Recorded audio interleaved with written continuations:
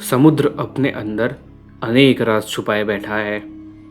कुछ राज उसकी गहराइयों में दफन हैं, तो कुछ खामोशी से उसकी सतह पर तैरते रहते हैं। दिसंबर 1872 की एक सुबह अटलांटिक ओशन में एक शिप नजर आता है। दूर से सब कुछ ठीक ठाक लग रहा था, मगर जैसा ही लोग उसके करीब पहुंचे, उसने अपना सच धीरे धीरे सामने रखना शुरू किया। शिप बिल्कुल खाली था। टेबल पर खाना रखा हुआ, अलमारी में कपड़े और बाकी सारा सामान भी अनटच्ड। किसी भी तरह की तबाही या अनहोनी का कोई निशान नहीं। लेकिन सबसे अजीब बात, उस जहाज पर एक भी इंसान नहीं था। Welcome to Lost Ark. और ये है कहानी मैरी सेलेस्ट की, हिस्ट्री की सबसे श्रापित, सबसे बदनाम घोस्ट शिप। इस शिप की कहानी यहाँ से शुरू नहीं होती, बल्कि इसका श्राप तो तभी लग गया था जिस दिन से इसका बनना शुरू हुआ। 1861 में जब इसे पहली बार लॉन्च किया, तब इसका नाम अमेज़न रखा गया। कैप्टन रॉबर्ट मैक्लेलन ने सबसे पहली बार इस शिप की कमान संभाली, लेकिन सिर्फ 9 दिन बाद ही निमोनिया की वजह से चल बसे। उसके बाद भी ये शिप मुसीबतों से ही घिरा रहा। कभी दूसरे जहाज़ों से टकराता, तो कभी तूफानों में फंस जाता। एक बार तो सीधा जमीन पर जा उतरा। ये सब देखने के बाद सेलर्स ने इसे श्रापित घोषित करने में ज्यादा देर नहीं लगाई।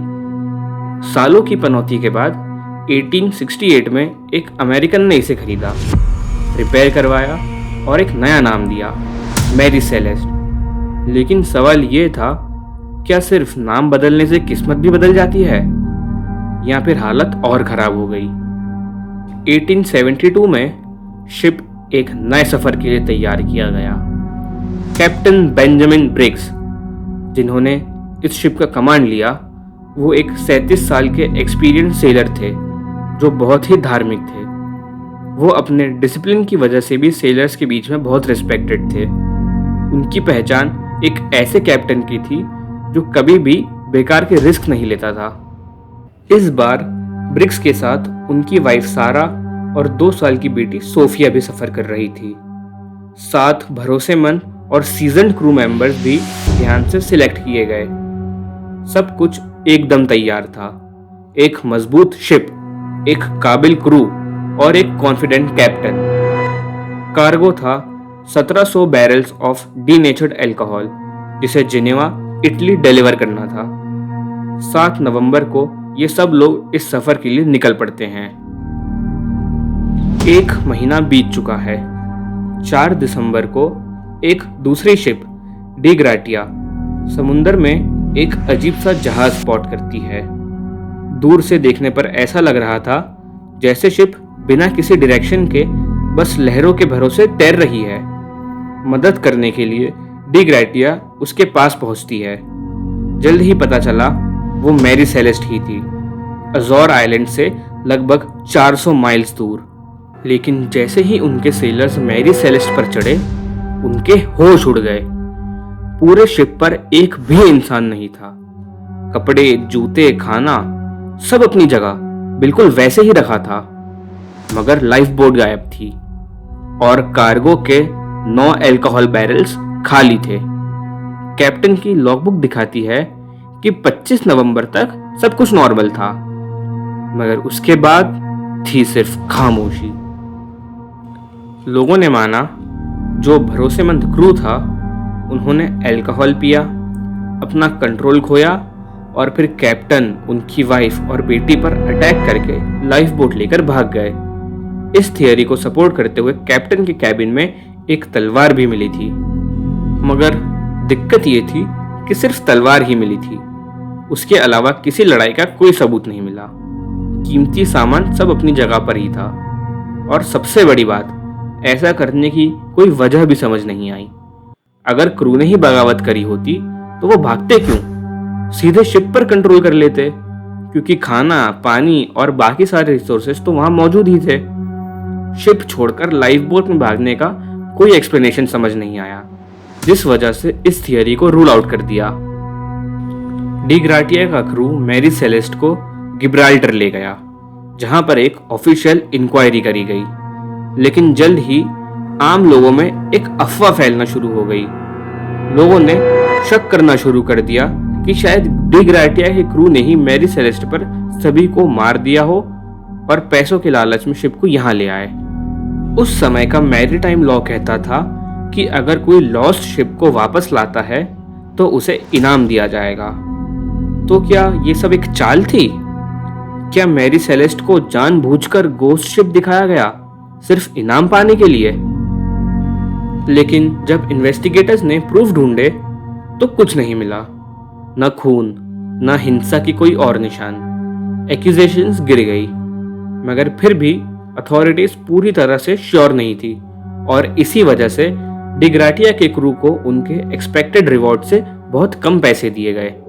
लोगों ने अब पायरेट्स को जिम्मेदार ठहराने का सोचा, लेकिन अगर ये काम पायरेट्स का होता तो वो कभी भी सामान को यहीं छोड़कर चले नहीं जाते। अब हर मिस्ट्री की तरह मैरी सेलेस्ट पर भी अनेक थियरीज बनने लगी, और जैसे कि हर अजीब कहानी के पीछे आजकल लोग एलियंस या भूतों का जिक्र करने लग जाते हैं, वैसा यहाँ भी हुआ। सच्चाई शायद कहीं खो गई हो, लेकिन एंटरटेनमेंट की कमी कभी नहीं होती। सीक्वेक, टॉर्नेडो या कोई और नेचुरल डिजास्टर, मगर शिप की अच्छी कंडीशन ने इन सब पॉसिबिलिटीज को भी तुरंत रूल आउट कर दिया। इस इंसिडेंट की सबसे कन्विंसिंग थियरी है अल्कोहल लीकेज। वो 9 खाली बैरल्स याद है ना, उन्हें किसी ने पिया नहीं, बल्कि वो लीक हो गए। एक्सप्लोजन के डर से कैप्टन ने तुरंत शिप छोड़ने का ऑर्डर दिया और सबको लाइफ बोट में बैठकर बचने को कहा। लाइफ बोट शिप से एक रस्सी से बंधा हुआ था, लेकिन जैसे ही रस्सी टूटी सब लोग हमेशा के लिए समुद्र में खो गए। मैरी सेलेस्ट को रिपेयर करके वापस काम पर लगा दिया गया, लेकिन अब सबको पता चल चुका था कि ये शिप श्रापित है। कोई भी इस पर काम करना नहीं चाहता था। कई लोग शिप को पोर्ट्स पर ही छोड़कर भाग जाते। अगले 13 सालों में इसके मालिक बदलते रहे, लेकिन किस्मत वैसी की वैसी ही रही। शायद यही लिखा था मैरी सेलेस्ट की तकदीर में, और ज्यादा एक्सीडेंट्स, मालिकों का नुकसान और हमेशा एक अजीब सी बदनसीबी। फिर आते हैं कैप्टन गिलमन सी पार्कर। उनका मानना था कि शराब जैसी बातें सिर्फ अफवाह हैं, इसके पीछे कोई सच्चाई नहीं। वो मैरी सेलेस्ट को सस्ते में खरीद लेते हैं और काम शुरू कर देते हैं। लेकिन फिर वही हुआ जिसका डर था। हाइती के कोस्ट पर शिप में आग लग जाती है और पूरी तरह से जलकर खत्म हो जाती है। लकीली कैप्टन और क्रू बच जाते हैं। फिर वो इंश्योरेंस के पैसे क्लेम करने जाते हैं, लेकिन इन्वेस्टिगेशन में पता चलता है कि ये सब कुछ प्लान था। कैप्टन शिप के इंश्योरेंस के पैसे का फ्रॉड कर रहा था। उनकी तबीयत ठीक ना होने की वजह से उन्हें जेल नहीं भेजा गया। जूरी ने उन्हें छोड़ दिया, लेकिन मैरी सेलेस्ट के श्राप ने नहीं। फ्रॉड करने की कोशिश में उन्होंने अपनी सारी इज्जत गंवा दी।